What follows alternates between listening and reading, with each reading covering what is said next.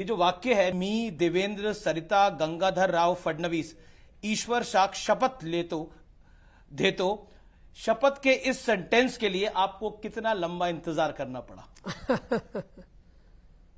देखिए, मैं ऐसा मानता हूं कि मैंने ये कोई सोचा नहीं था कि मुझे वापस मुख्यमंत्री बनना है। मैं तो ये चाहता था कि महाराष्ट्र में वापस सरकार आए, लेकिन ईश्वर का आशीर्वाद कुछ ऐसा रहा कि सरकार भी आई और ऐसे नंबर्स लेकर आई कि पार्टी ने फैसला किया कि वापस मुझे मुख्यमंत्री बनाना है। तो मैं ऐसा मानता हूं कि सौभाग्य है, और क्या कहूं। तो आपका एक स्टेटमेंट बहुत वायरल हुआ कि मैं समंदर हूं, मेरे किनारे घर मत बना लेना, लेकिन अब ये समंदर लौट आया है, तो इस समंदर को लौटने के लिए क्या क्या करना पड़ा? मैं ऐसा मानता हूं कि पिछले 5 साल ये बहुत संघर्ष के रहे, क्योंकि जिस समय मैंडेट मिलने के बावजूद जी उद्धव ठाकरे जी की शिवसेना ने हमारा साथ छोड़कर कांग्रेस और शरद पवार जी का दामन थामा, और उसके बाद 2.5 साल एक सरकार चली, बहुत ही बदले की भावना से चली।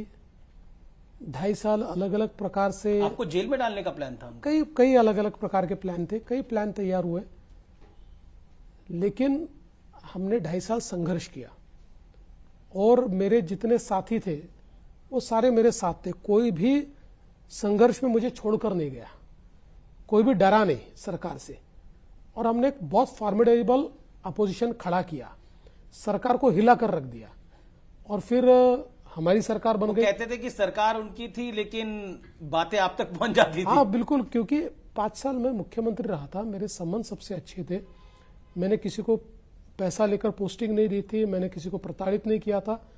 तो ब्यूरोक्रेसी में मेरे लिए एक इज्जत भी थी और मेरा एक रुतबा भी वहां पर था, तो मुझे सारी चीजें तो पता चल जाती थी। तो इसलिए मैंने 2.5 साल तो बिल्कुल सरकार को हिलाकर रख दिया। फिर वापस हमारी सरकार आई तो 2.5 साल हम लोगों ने बहुत तेजी से काम करने की कोशिश की। शिंदे जी हमारे मुख्यमंत्री थे, मैं और अजीत दादा साथ में थे जी।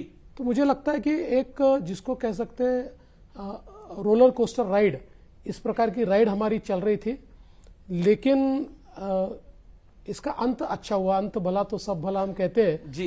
ऐसे लोगों ने एक बहुत डिसाइसिव मैंडेट हमको दिया। बहुत बड़ा मैंडेट है। बीजेपी अपने बल पर 2014 से ज्यादा सीटें लाई हैं। मैं अगर एनालिसिस करके देखूं तो 2014 में 100 सीटें पार, 2019 में 100 सीटें पार और 2024 में भी 100 सीटें पार।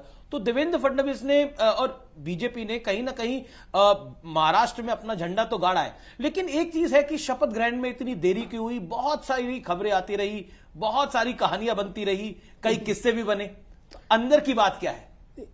पहले तो मैं आपको कहना चाहता हूं कि महाराष्ट्र की जनता ये 2014 से लगातार मोदी जी के साथ रही है।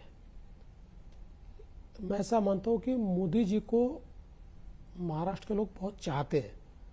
ये ठीक है कि लोकसभा में कोई नैरेटिव हमारे खिलाफ चला गया और हम तैयार नहीं थे उसको रोकने के लिए, हमारी तैयारी कम पड़ गई, तो 0.3% हमारा वोट कम रहा और उसके कारण हमको बहुत सीटें गंवानी पड़ी।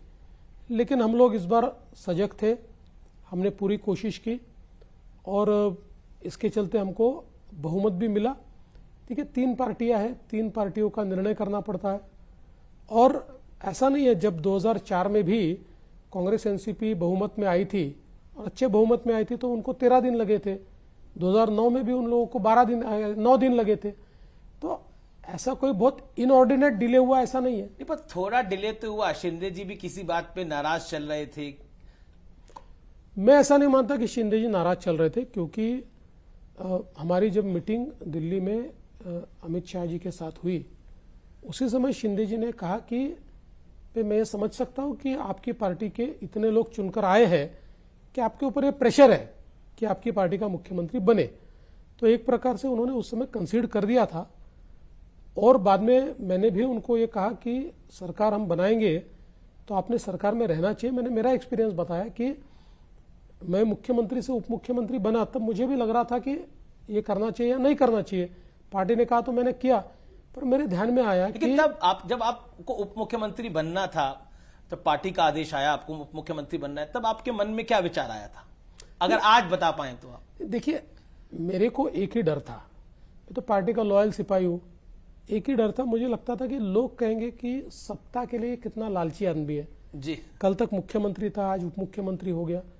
लेकिन बनने के बाद मेरे ध्यान में आया कि पार्टी का कहना सही था। देखिए, जो पार्टी का प्रमुख होता है वो अगर सरकार के बाहर रहे तो सरकार ठीक नहीं चलती और पार्टी भी ठीक नहीं चलती। और वही मेरा एक्सपीरियंस मैंने शिंदे जी को भी कहा। मैंने कहा, देखिए, आप पार्टी के मुखिया है, आपको पार्टी चलानी है, आप सत्ता के बाहर रहेंगे तो आपके जैसे पार्टी के को चलाने के लिए सत्ता के माध्यम से जो निर्णय करने पड़ते हैं, जो एक प्रकार से लोकाभिमुखता लानी पड़ती है, वो नहीं आ पाएगी। तो उन्होंने भी उसको मंजूर किया। तो आप, क्योंकि इस दौरान क्योंकि डिले हो रहा था तो बड़े सारे मीम्स बन रहे थे, तो आपने भी कोई मीम देखा कि नहीं देखा? नहीं, मैंने कई मीम्स देखे और मुझे बड़ा, मैं कहता हूं कि बहुत एंटरटेनिंग था। इतना नहीं, हम तीनों ने साथ में बैठकर भी कई मीम्स देखे और खूब उसके ऊपर हंसे। एक मीम मुझे याद आता है कि जिसमें अजित पवार जी कुर्सी पर बैठे, उसके पीछे उप मुख्यमंत्री लिखा हुआ है और बाजू मुख्यमंत्री की कुर्सी रखी हुई है खाली, और वो बोल रहे हैं, अरे भाई किसी को तो बैठाओ, मैं तो परमानेंट ही हूं। जी जी। लेकिन फिर भी क्या आपको लगता है कि शपथ ग्रहण समारोह में शिंदे जी का उस कार्ड में उनका नाम नहीं था, तो उसको लेकर भी एक विवाद शुरू हो गया? नहीं, ऐसा कोई कार्ड ही नहीं बना था, पर एक कंट्रोवर्सी हुई ना ना ना ना, ऐसा कोई कार्ड नहीं था। ये तो लोग क्या बना के क्या डालते हैं। लोगों ने तो मेरे साइन के 10 ये एमएलए को मंत्री बनाओ ऐसे राज्यपाल को रिकमेंडेशन भी दिखा दिया। जी, तो ये सब बिल्कुल ऐसा नहीं है। कार्ड जो बना नियम के अनुसार बना, जिसमें मुख्यमंत्री का नाम होता है, उप मुख्यमंत्री और मिनिस्टर्स ऐसा होता है, उसी प्रकार से कार्ड बना था। कार्ड वार्ड की कोई कंट्रोवर्सी नहीं थी। हाँ, उनके यहाँ जो मेजॉरिटी लोग थे वो चाहते थे कि शिंदे जी सरकार में जाए। एक छोटा माइनॉरिटी का तबका ऐसा भी था जो कह रहा था कि वो न जाए और कोऑर्डिनेशन कमेटी के चेयरमैन हो। तो शिंदे जी ने सबसे बातचीत की और उसके बाद यह तय किया कि वो जाएंगे। तो उसमें थोड़ा समय गया, लेकिन उनके दिमाग में कोई कंफ्यूजन नहीं था, क्लैरिटी थी।